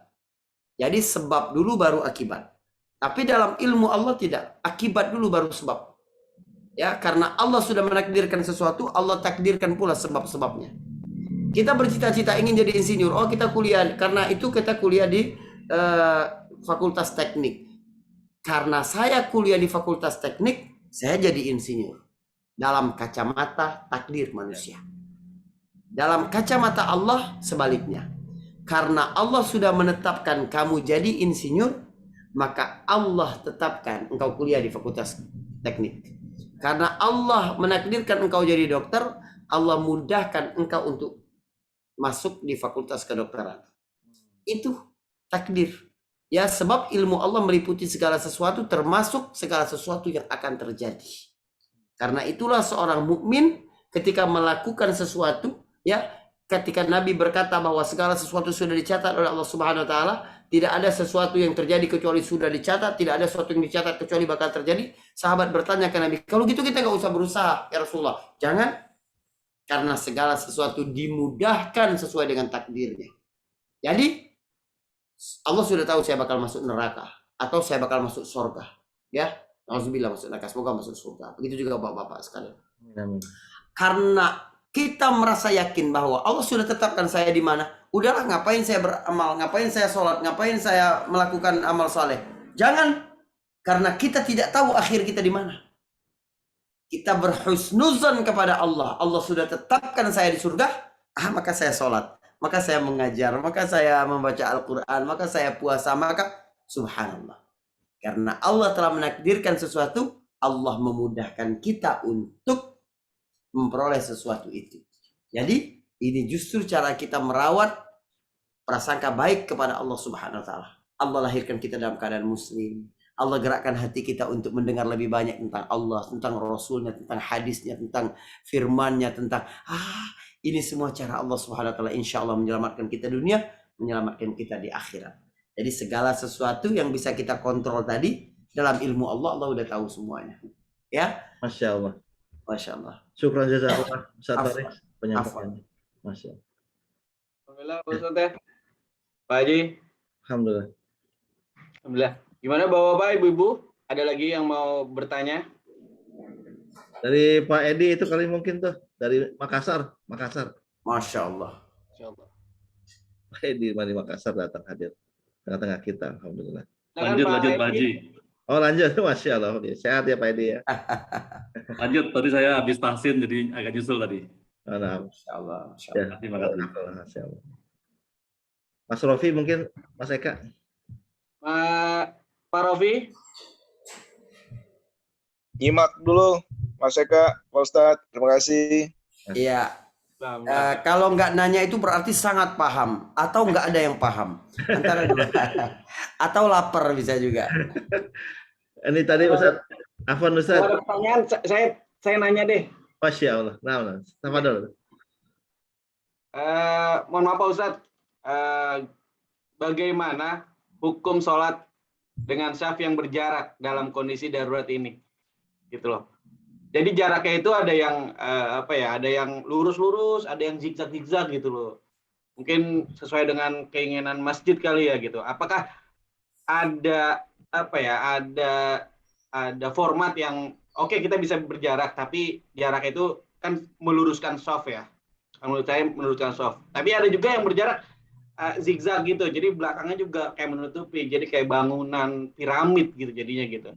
Silakan Ustaz. Baik, bagus sekali ya. Islam itu agama yang memiliki beberapa karakter. Apa itu karakter? Karakter artinya satu yang khas, yang tidak dimiliki oleh yang lain.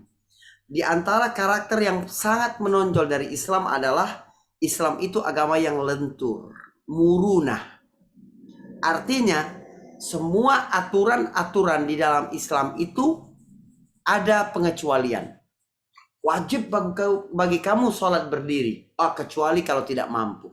Wajib bagi kamu kalau datang Ramadan untuk berpuasa, kecuali dalam keadaan musafir. Wajib bagi kamu untuk begini, kecuali ada semua. Sebab apa? Sebab itulah karakteristik ajaran Islam. Wajib bagi kamu untuk merapatkan shaf. Tetapi ketika dalam kondisi tidak normal, dan dengan sangat meyakinkan para ahli pandemi menyebutkan jarak yang paling aman agar tidak terjadi ya penularan begini, maka kita ambil itu. Jadi keluar dari kondisi normal, ya ada kondisi-kondisi darurat. Syaratnya apa kondisi darurat itu? Syaratnya adalah sesuai dengan kebutuhan paling minimalis. Darurat itu begitu. Ya, ad-darurah biqadariha. Kedaruratan itu mesti diambil sesuai dengan kadar yang paling kecilnya. Misal, kita nggak ada makanan lain, nggak bisa makan kecuali ada daging babi. Maka berarti kita boleh makan babi, tapi kadar minimalis, asal bisa bertahan hidup. Jangan mentang-mentang boleh bikin sate sekilo, bikin rawon, bikin apa, nggak boleh itu.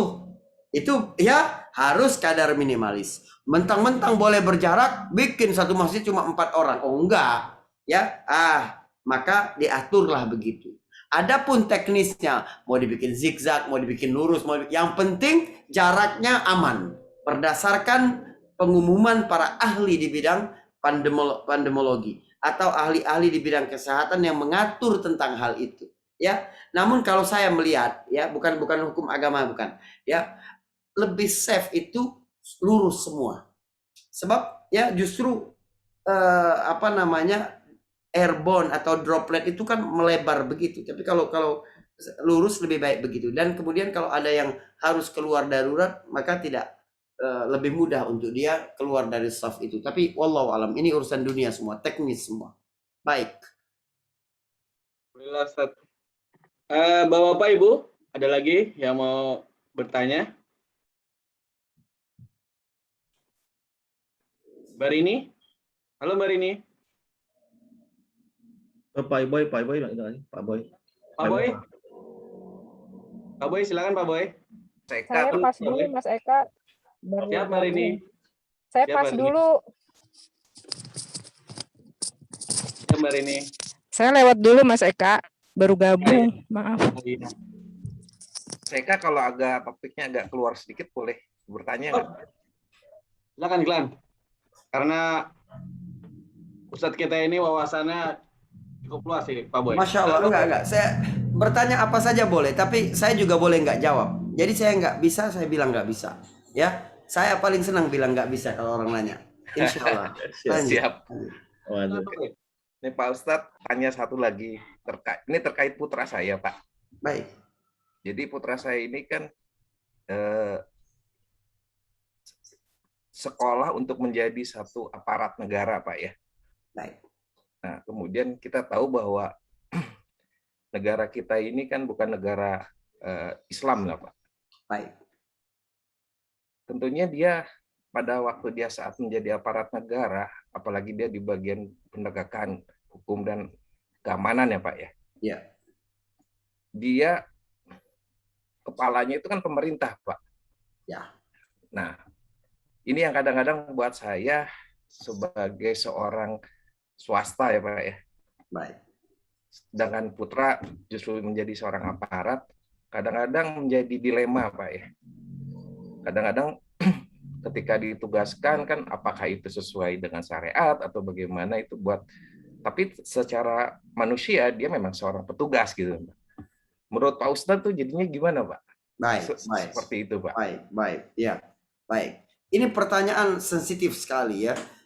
Semoga nggak ada yang nyusup ke Zoom kita. Aman Ustaz, insya Allah. Bapak Ibu, saya nggak takut dengan apapun, insya Allah, kecuali dengan Allah Subhanahu Wa Taala. Masya Allah. Saya akan jawab ya berdasarkan dalil-dalil yang kuat. Ada beberapa pengantar yang ingin saya sampaikan. Pertama begini, hubbul watan, cinta kepada negara, itu bukan bagian dari keimanan. Sebab kalau kita melihat hadis-hadis tentang bagian-bagian keimanan, cabang-cabang keimanan, semuanya berkaitan dengan amal-amalan dan ketaatan. Sementara cinta tanah air dalam Islam sesuatu yang jauh lebih mendasar daripada iman. Dia adalah fitrah manusia. Jauh lebih agung ini.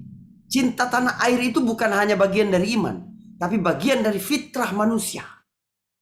Karena itu Allah Subhanahu wa taala menyebutkan di dalam Al-Qur'an, ya, surat An-Nisa ayat 66 misalnya Allah berkata, walau anna katabna alaihim an iqtulu anfusakum aw ikhruju min diyarikum ma fa'aluhu illa qalilun minhum.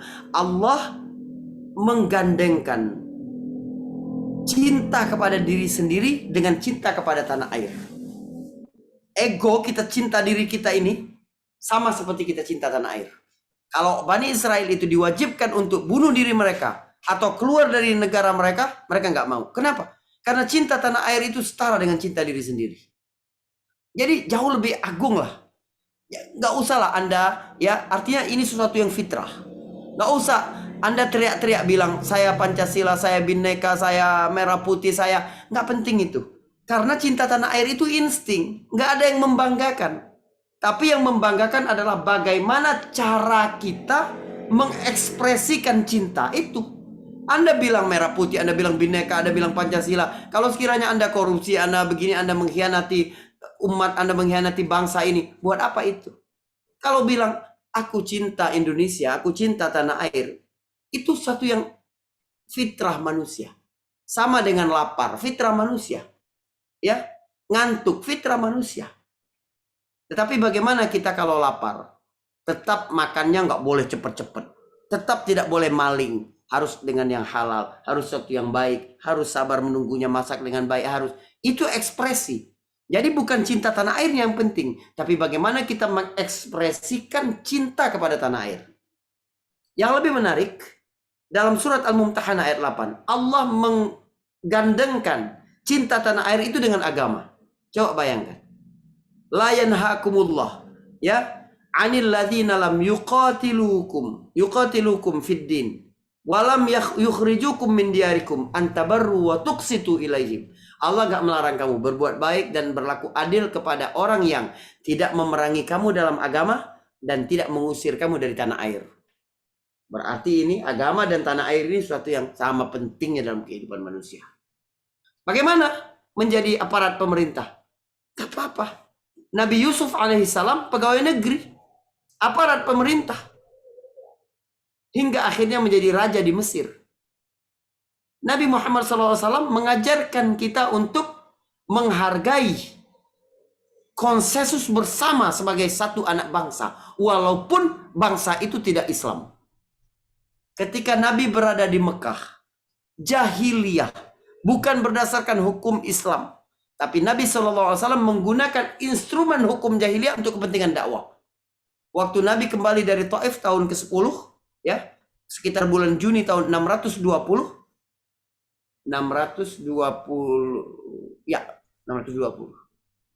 itu Nabi SAW kembali ke Taif. Kenapa bisa terlindungi jiwanya? Karena ada undang-undang perlindungan atau Qanun al-Jiwar. Nabi menggunakan instrumen itu, meminta perlindungan kepada Mut'im bin Adi sehingga Nabi selamat bisa masuk Mekah. Artinya, kalau memang di satu negeri yang belum muslim, yang belum menggunakan hukum Islam, tapi itu konsensus bersama, selagi itu untuk kepentingan Islam, selagi itu tidak merugikan umat dan agama, kita bisa gunakan. Ada yang lebih menarik lagi. Ketika Nabi sudah hijrah ke Madinah, terjadi beberapa kali peperangan. Banyak dengan orang Quraisy, perang Badar, perang Uhud, perang Ahzab. Tapi ada tidak Nabi memerintahkan orang muslim yang masih di Mekah? Bukan semuanya hijrah. Ada nggak Nabi menggunakan orang muslim yang ada di Mekah untuk berkhianat bagi negara mereka? Kabar apa? Di Quraisy. Ya kalian bikin keonaran di Mekah itu biar mereka tidak konsentrasi ketika perang. Tidak. Mereka tidak ada andil sedikit pun berkhianat kepada Mekah. Karena mereka terikat oleh konsensus bersama sebagai warga Mekah. Walaupun mereka muslim. Gak apa-apa Pak, tenang ya. Gitu, nanti kenalin anaknya sama saya kalau udah susah, insya Allah. Amin, amin. Alhamdulillah. Masya Allah. Ada lagi yang mau bertanya? Pak Mahmudi? Halo, siapa nih? Halo. Assalamualaikum Pak Ustadz. Nama saya Nandi. Saya ada pertanyaan mengenai tadi lanjutan dari pertanyaan. Agak kencang suaranya Mbak, maaf. Ya, saya mau tanya bagaimana cara meyakinkan kerabat atau orang tua tentang tadi misalnya Ustadz kan bilang kalau agama Islam itu memudahkan kita dalam keadaan darurat. Nah, contoh misalnya tadi di masjid itu sholatnya jadi berjarak. Nah nanti misalnya kita jadi kok di masjid ini seperti ini, di masjid ini kayak gini gitu. Jadi ada perbedaan pendapat antara kita sama orang tua seperti itu Pak. Ustadz, sorry. Nah itu gimana cara menyikapinya? Gimana cara meyakinkan orang tua gitu, Ustadz? Terima kasih. Baik. Dalam isyarat Al-Quran, seseorang menjadi lebih terbuka pikirannya kalau lebih banyak pengetahuan yang masuk. Yarfa'illahu alladhina amanu minkum walladhina utul ilma darajat. Allah mengangkat derajat orang-orang yang beriman dan orang yang berilmu beberapa tingkatan. Itu bukan awal kalimat, bukan. Ada kalimat pembukanya dulu. Idza qila lakum tafassahu fil majalisi fafsahu yafsahillahu lakum. Ya, yarfa'illahu alladhina amanu. Apabila dikatakan kepada kamu untuk kasih ruang bagi orang lain, orang mau masuk dalam satu majelis, maka berikan, ya, perluas tempat bagi orang lain, sehingga Allah juga memperluas kehidupanmu. Allah mengangkat derajat orang yang berilmu. Jadi orang yang berilmu itu punya sikap memberi ruang bagi pendapat orang lain, memberi ruang bagi perbedaan, memberi ruang orang lain untuk berada pada tempat yang sama. Jadi kalau kita punya pendirian, kita punya pendapat, enggak apa-apa. Kalau memang ada alasan-alasan kita di situ. Yang terpenting adalah bagaimana kita menghargai pendapat dan argumen orang lain juga.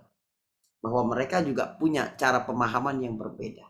Jadi enggak apa-apa kalau memang orang tua merasa bahwa enggak, menurut saya kalau cuma sholat 10 menit itu enggak apa-apa begitu. Yang penting kita tetap ini, kalau seandainya dia punya pendapat begitu enggak apa-apa. Tapi dia tidak boleh pula ya memaksa orang lain untuk punya pemahaman yang sama dengan dia, nggak boleh.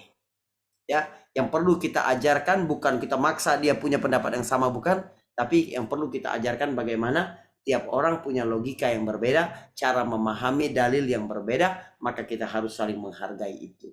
Selagi tidak ada ya dalil yang kuat yang membantah pemahaman kita, nggak apa-apa. Tapi kalau sudah ada sesuatu yang sangat meyakinkan, maka kita tidak boleh bertahan. Walaupun hampir semua orang di tempat kita melakukan sesuatu, tapi kita tahu ada dalil yang sahih dari Nabi SAW. Sesuatu itu menyelisihi sunnah, kita berpegang di situ. Kata Nabi, "Abdu bin nawajid", gigit dengan gigi geraham. Ya, artinya jangan sampai jatuh. Berat memang berpegang kepada sunnah pada hari-hari di mana orang-orang fitnah kehidupan ini, fitnah agama ini menjadi lebih besar lagi. Wallahu a'lam bishawab. Tapi cara kita, dakwah kita ke orang tua juga harus baik ya. Dan dakwah itu sifatnya tidak boleh instan. Nggak boleh kita pengen orang tua kita langsung berubah, nggak boleh. Ya, dakwah itu pelan-pelan. Yang penting kita menyampaikan. Ya, selain dakwah, bantulah dengan doa. Bantulah dengan kebaikan-kebaikan yang lain. Bahasa kepada orang tua ini dalam Al-Quran disebutkan wa qul lahuma qawlan karima. Perhatikan. Di dalam Al-Quran Allah pernah berfirman, ya ayyuhalladzina amanu taqullaha wa qulu qawlan sadida. Bertakwalah sama Allah dan katakan kata-kata yang baik. Ada lagi qawlan ma'rufa, kata-kata yang baik. Tapi kalau ke orang tua qawlan karima. Apa arti karim? Karim artinya dermawan. Dermawan itu apa? Dermawan itu memberi lebih banyak daripada semestinya.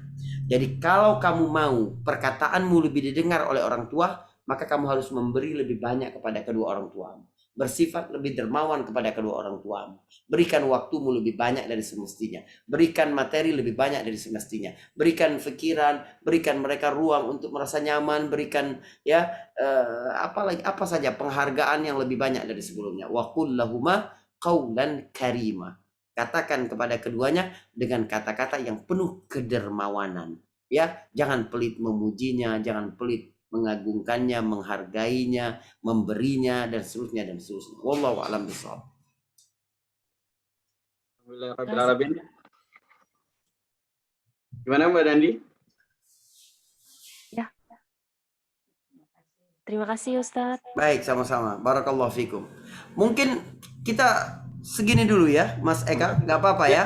Insya Allah. Saya besok jauh ke Bekasi, harus bangun Cepat banget. Ya, sebelum jam 4 udah jalan. Baik. Mungkin bisa langsung disampaikan ringkasan dan sekaligus menutup doa kajian ini. Semoga kita juga diberikan pencerahan atau bisa kita amalkan kepada keluarga-keluarga kita. Baik. Ya, pertama, lakukan sebaik mungkin karena itu menunjukkan siapa dirimu dalam kehidupan. Tetapi kamu jangan mengandalkan usaha-usahamu, jangan mengandalkan karya-karyamu. Segala sesuatu itu semuanya atas izin Allah Subhanahu wa taala. Ibadah-ibadah ritual kita selama ini mungkin tidak membawa kedewasaan spiritual, tapi ketika diuji, ketika kita berada pada fase kita ini nggak punya apa-apa, nggak punya kekuatan apapun selain tanpa Allah Subhanahu. Jika kita tanpa Allah Subhanahu wa taala, selain dengan bimbingan Allah, selain dengan kekuatan dari Allah Subhanahu wa taala, maka disitulah sebenarnya ya tingkat kehambaan kita berada pada posisi yang terbaik. Ya, mungkin ini pesan tauhid dari pandemi ini. Ya, kemudian kita akan tutup sama-sama dengan berdoa kepada Allah Subhanahu wa taala, minta Allah Subhanahu wa taala angkat penyakit ini, berikan kesembuhan bagi yang sakit. Allah berikan kita keselamatan dunia akhirat, keselamatan di tengah keluarga kita, ya, aset kita, diri kita, Allah jaga kita, Allah tutup keburukan-keburukan kita, ya. Allah berikan keampunan bagi kita dan kedua orang tua kita. Ini isi doa kita pada malam hari ini. Bismillahirrahmanirrahim. Alhamdulillahirabbil alamin. Allahumma shalli ala Muhammad wa ala ali Muhammad. Ya Rabbana lakal hamdu kama yanbaghi li jalali wajhika wa 'azimi sultanik.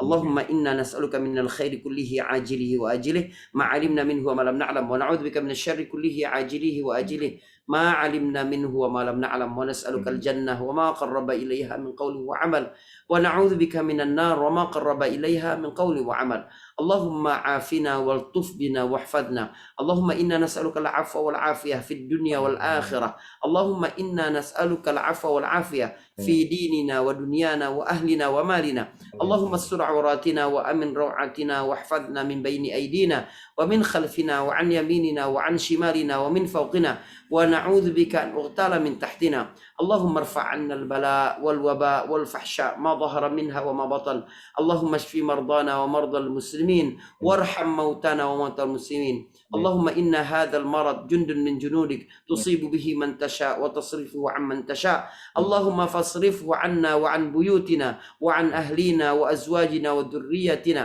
وبلادنا يا الله اللهم ارحم العباد والبلاد اللهم ارحم العباد والبلاد اللهم ارحم البلاد والعباد ربنا لا تزغ قلوبنا بعد إذ هديتنا وهب لنا من لدنك رحمة إنك أنت الوهاب ربنا اغفر لنا ولوالدينا وارحمهم كما ربونا صغارا ولجميع المسلمين والمسلمات والمؤمنين والمؤمنات الأحياء منهم والأموات إنك سميع قريب مجيب الدعوات ربنا آتنا في الدنيا حسنة وفي الآخرة حسنة وقنا عذاب النار وصلى الله على محمد وعلى آله وصحبه وسلم الحمد لله رب العالمين والله أعلم بالصواب. Apabila ada salah saya mohon maaf semuanya. Saya pamit ya. Assalamualaikum warahmatullahi wabarakatuh. Waalaikumsalam. Jazakumullah khairan. Terima kasih banyak, terima kasih Pak Ustadz. Faris mungkin bisa live ini nggak apa-apa, silakan. Baik. Syukran semuanya. Baik. Assalamualaikum. Banyak terima kasih. Waalaikumsalam warahmatullahi wabarakatuh. Baik Bapak-Bapak Ibu sekalian, alhamdulillah kita sudah melewati